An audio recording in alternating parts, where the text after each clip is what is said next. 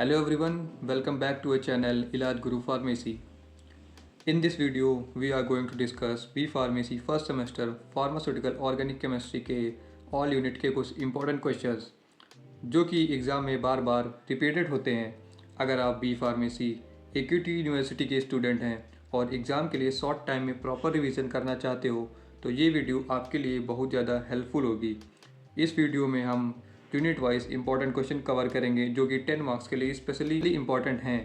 सो इस वीडियो को एंड तक ज़रूर देखना। अब हम अपनी पहली यूनिट शुरू करेंगे जो कि है impurities and general topics. Basically इस यूनिट में हम ज़्यादातर फोकस करेंगे लिमिट टेस्ट के ऊपर, क्योंकि लिमिट टेस्ट में इस यूनिट से सबसे ज़्यादा ही क्वेश्चन बनते हैं।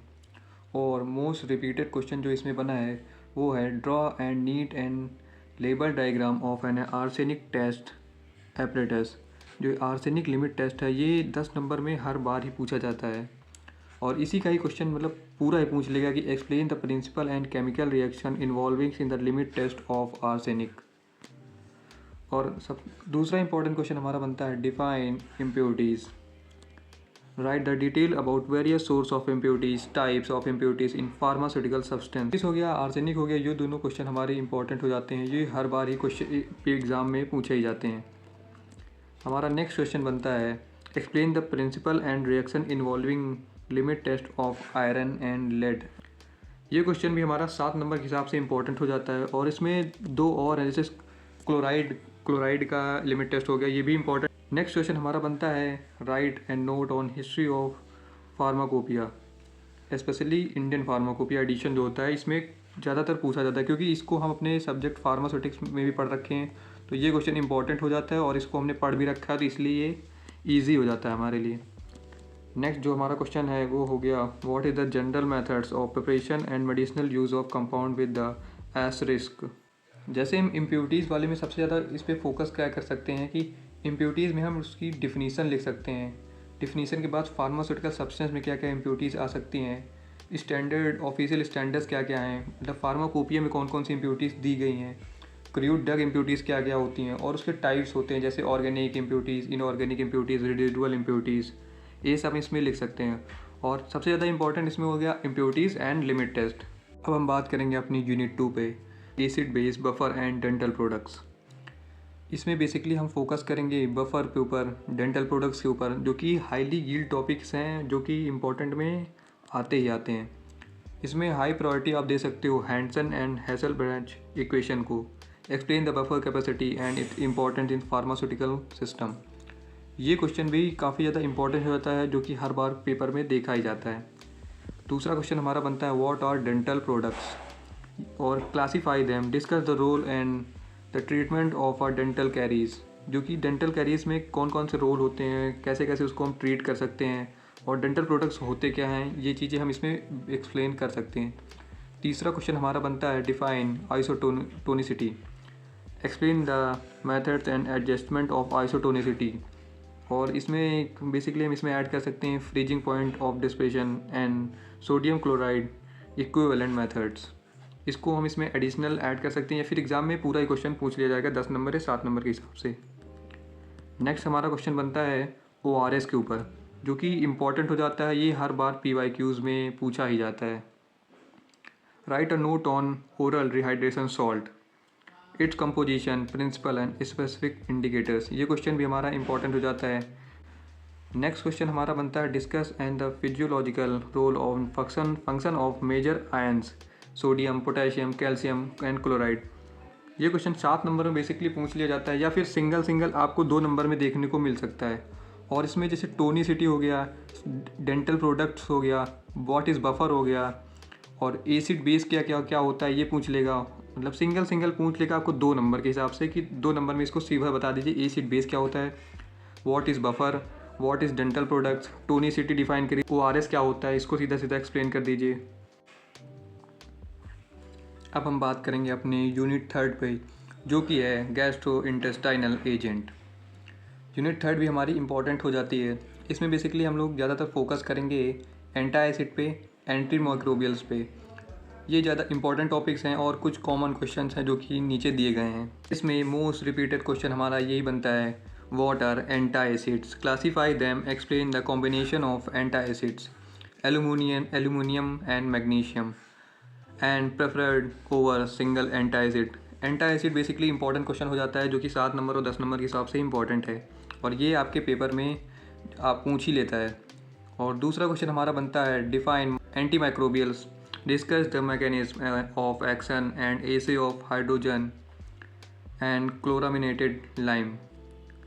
तीसरा क्वेश्चन हमारा बन जाता है what are the monographs of preparation properties assay and use of sodium bicarbonate and aluminium chloride. Basically next question हमारा बनता है classify characteristics, explain and mechanism of action of a saline characteristic, example magnesium sulphonate. और next question हमारा बनता है acidifier, explain the role of dilute HCl and ammonium chloride in the body. ये question हमारे इसमें बेसिकली हमारा important हो जाता है एंटासिड्स, एंटी माइक्रोबियल एंड एसिडिफायर्स।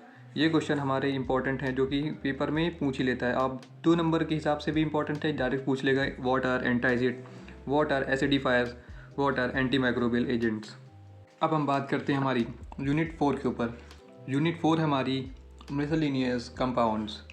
इसमें बेसिकली ये हम शॉर्ट नोट्स के ऊपर फोकस करेंगे। इस यूनिट में ज़्यादा क्वेश्चन पूछे नहीं जाते बट हाई प्रायोरिटी इसमें क्वेश्चन होती है what define antidotes, explain the mechanism of action and use of sodium thiosulphate and cyanide poisoning.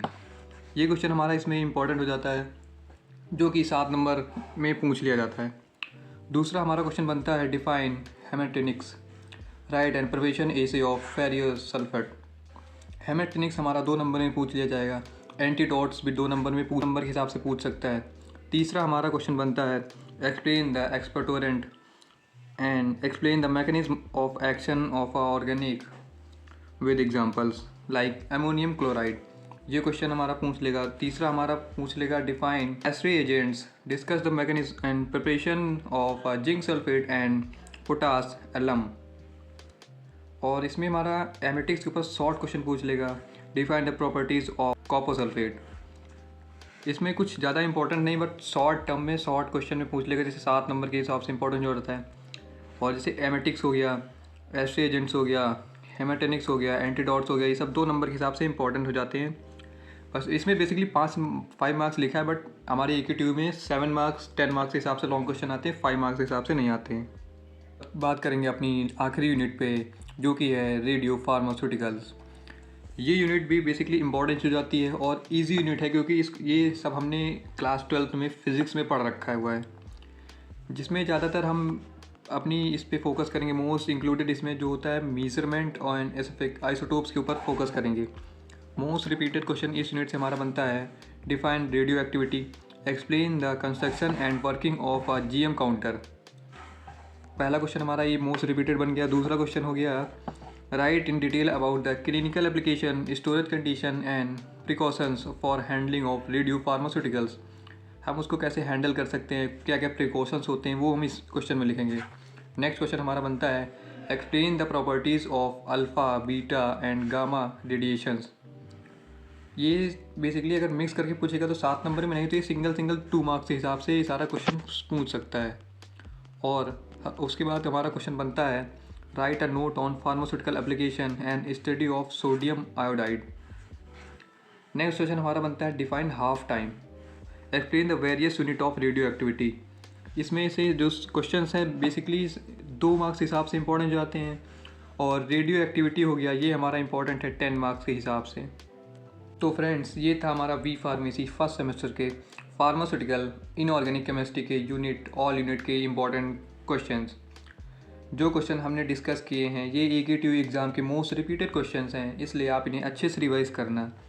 अगर वीडियो हेल्पफुल लगा हो तो लाइक करें, चैनल को सब्सक्राइब करें और अपने बी फार्मेसी के फ्रेंड्स के साथ ज़रूर शेयर करें। सब्जेक्ट के ऊपर बात करेंगे, उसके इंपॉर्टेंट क्वेश्चन को लेकर आएंगे। Thanks for watching.